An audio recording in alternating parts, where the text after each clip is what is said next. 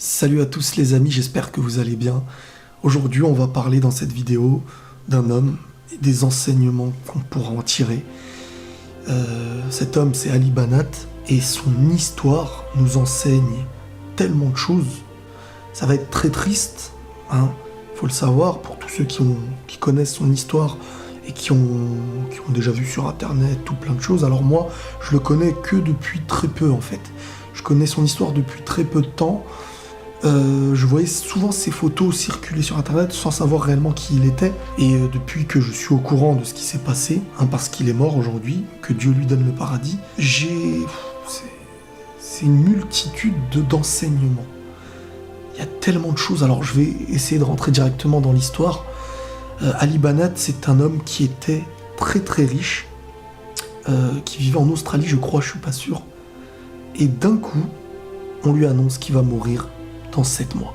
Il était atteint d'un cancer, et là, déjà, on va s'arrêter quelques instants et on va faire un point là-dessus.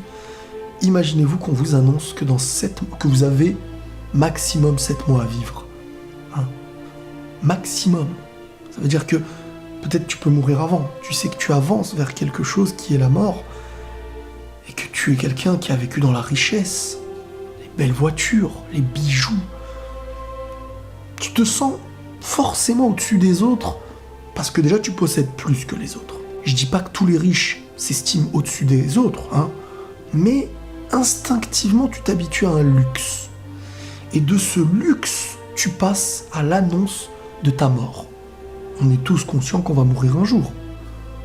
Mais là on t'annonce que c'est dans maximum 7 mois. Qu'est-ce qu'on va faire de cette information? Est-ce qu'on déprime? Est-ce qu'on reste seul? Est-ce qu'on s'entoure? Cet homme avait décidé de faire de sa fortune de la charité, d'aider dans le monde entier, d'aider les pauvres, d'aider ceux qui n'étaient pas dans la situation qu'il était, les gens vraiment dans le besoin. Alors, j'ai pas le nom de tous les pays qu'il a pu aider, mais je sais qu'en Afrique déjà il avait aidé. Peu importe, il a aidé des nécessiteux. Et donc déjà la première leçon, c'est que l'annonce de sa mort l'a poussé à se dire quel est mon rôle sur Terre.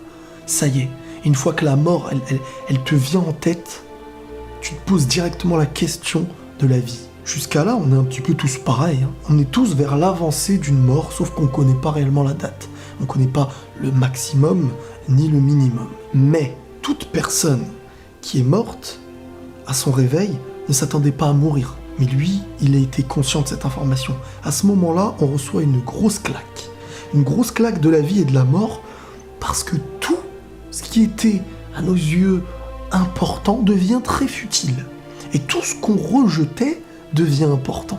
La vie s'inverse, en fait. Celui qui est dans la pensée politique, toujours politique, géographique, et ben là, les frontières, les limites, la politique, les lois, tout ce qui est du débat qui se rabâche jour et nuit n'existera plus, ça y est. Tu es face à ton rôle sur Terre, et le premier, Ali Banat, a décidé de donner de sa fortune, de donner de ce qu'il possédait, en se rendant compte que avoir des voitures ultra luxe, c'est bien, c'est un jouet, c'est un jeu. Avoir des gros bijoux, oui, on est vu par des gens visés à être habillés des plus belles marques. Encore une fois, le regard des gens, mais une fois qu'on se retrouve seul envers nous-mêmes, le regard des gens, on fait une grande croix, rouler vite en voiture, etc., tout ça n'a plus de valeur. Qu'est-ce qui peut combler un cœur à qui il lui reste pas énormément de temps à vivre? Il a préparé son après-mort. De ce qui lui restait sur Terre, il a voulu terminer en fait en beauté. Il a même déjà dit dans des interviews que son cancer était une chance, si je me trompe pas les mots exacts. Pourquoi une chance? Parce qu'en fin de compte, moi je pense que l'annonce de sa maladie a dû l'éveiller en fait au sens de sa vie. C'est toujours face à un choc en fait, face à quelque chose qui nous met une claque, qu'on se réveille. Mais là le coup qui touche à ta santé et à l'éveil mental est quand même bien plus lourd et bien plus douloureux. Il y a une tristesse, hein, de savoir que ce qu'on vit aujourd'hui, tout ce qu'on a vécu, on va passer à autre chose. Il y a ceux qui croient en l'au-delà, il y a ceux qui ne croient pas en l'au-delà.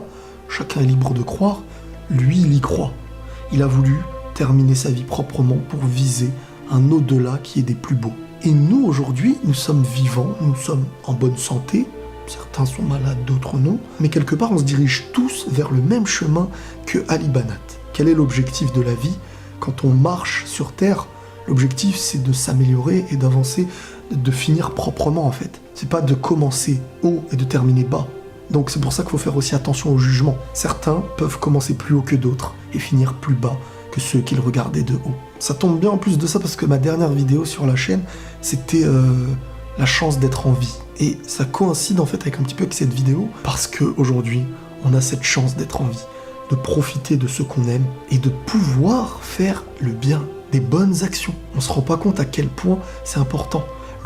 La plus petite des bonnes actions peut nous faire basculer dans le bon.